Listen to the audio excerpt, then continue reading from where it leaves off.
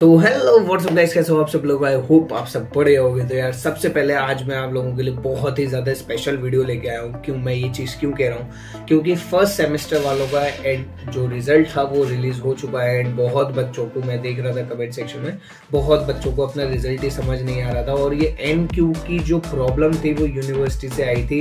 And वो problem solve हुई कि नहीं हुई, क्या हमें दोबारा से नया एडमिशन लेना पड़ेगा कि हमारा री एग्जाम हो जाएगा, सारा कुछ आज हम इस वीडियो में कवर करने वाले हैं। तो अगर आप भी डॉक्टर भीमराव अंबेडकर यूनिवर्सिटी के स्टूडेंट हैं तो ये वीडियो बहुत ही ज्यादा इंपॉर्टेंट होने वाली है आप लोगों के लिए। तो एंड तक पूरी वीडियो देखिएगा। First semester, third semester and fifth semester के बारे में हम लोग बात करेंगे। सबसे पहले हम लोग डिस्कस करेंगे भाई फर्स्ट सेमेस्टर का ये रिजल्ट रिलीज हो चुका था, ये दोबारा से रिजल्ट आया है क्योंकि वो NQ की कुछ प्रॉब्लम आ गई थी।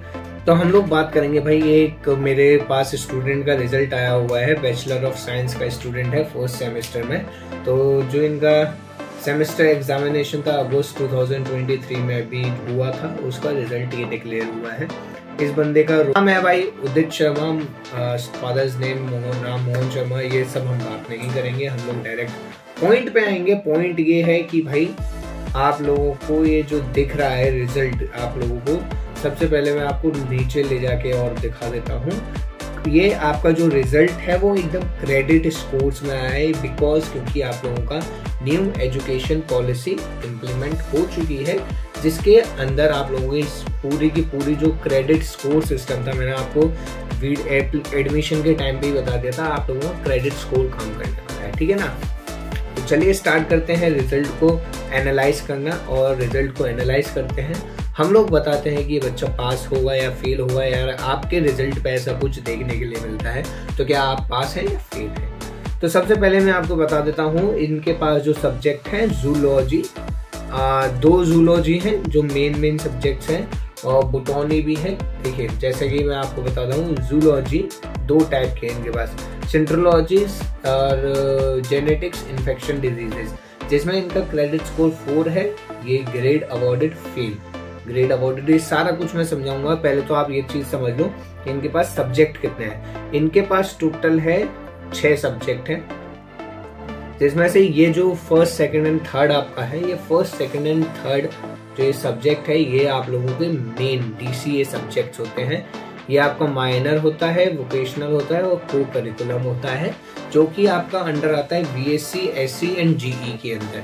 अब जिन लोगों को नहीं मालूम है BSc, GE और SSC क्या है, तो आप लोग मेरी वीडियोस देखते रहिए, चैनल को सब्सक्राइब कर लें, आप लोगों को पता चल जाएगी। मैंने प्रीवियस ईयर्स के जब बच्चों को एडमिशन कराया था तो मैंने वहाँ पर बता दिया था, आप जाके चेकआउट कर लीजिए, ठीक है। तो सबसे पहले मैं बात करता हूँ, ये इनके पास जूलॉजी थी, बोटॉनी थी, केमिस्ट्री थी। माइनर सब्जेक्ट इनने अडॉप्ट नहीं किया था, जिस वजह से इनको नहीं दिया गया है। वोकेशनल सब्जेक्ट है और को करिकुलर सब्जेक्ट है इनके पास। तो सबसे पहले मैं ये जैसा देख पा रहा हूँ, जूलॉजी में एक में इनको F ग्रेड दिया हुआ है और एक A ग्रेड दिया हुआ है। ऐसे ही बोटॉनी में एक F ग्रेड है, एक B+ ग्रेड है।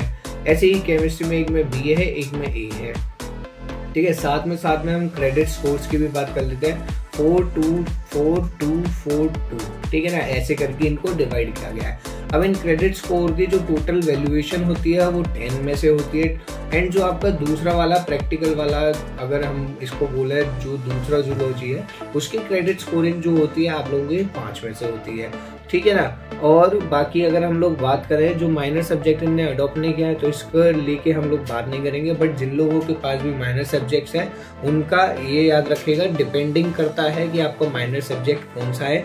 कुछ क्रेडिट स्कोर्स की डिस्ट्रीब्यूशन 5 से भी होती है, कुछ 8 से भी होती है, कुछ 10 से भी होती है, समझ रहे हैं।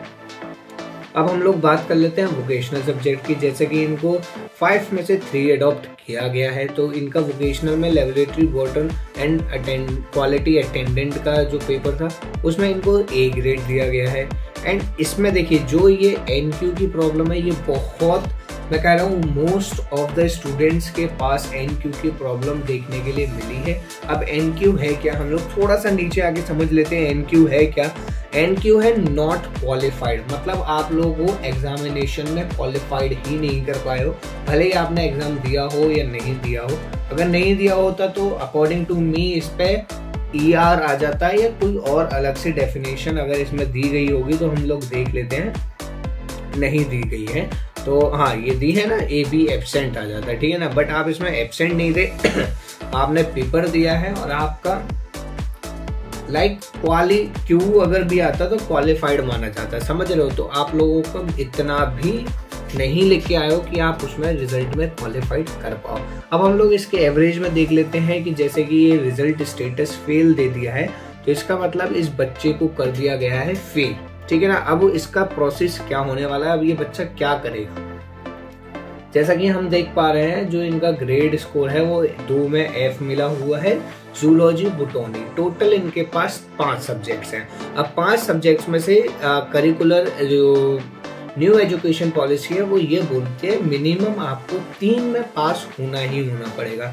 अब इनके केस में क्या है, 1, 2 और 3 ये NQ भी तो काउंट करेंगे ना। NQ में आपको फेल नहीं दिया है, बट आप क्वालिफाइड ही नहीं कर पाए, सबसे वर्स्ट होता है नॉट क्वालिफाइड। तो इसके इन केस में क्या है, अगर इसमें भी F आ जाता तो एक बार के लिए इन लोगों को ER लग के आप लोगों का पेपर का नंबर आ जाता है, ठीक है ना। बट इस केस में क्या है कि आप लोगों को रिजल्ट डिक्लेयर कर दिया कि आप फेल हो, समझ रहे हो। तो आप लोगों को इसमें रिजल्ट में फेल डिक्लेयर कर दिया गया है। बाकी आप लोगों को ये देखना होगा, टोटल क्रेडिट स्कोर जो है 21 है और आपको मिनिमम क्रेडिट स्कोर जो चाहिए होता है वो 15 का चाहिए होता है पास होने के लिए, ठीक है ना। आपको वो भी नहीं मिला है आप लोगों को। अब इसमें मैं आपको दिखा दूँ, जैसे कि ये तो बाकी का आप लोगों को CGPA और SGPA का फॉर्मूला दिया गया है एंड इसमें मेरिट का बताया गया है। आई होप आप लोगों को ये रिजल्ट एक्सप्लेनेशन समझ आ गई होगी। अगर नहीं समझ आई तो कमेंट सेक्शन में कमेंट कर देना जो चीज़ नहीं समझ आई है या कुछ भी अलग लगा हो।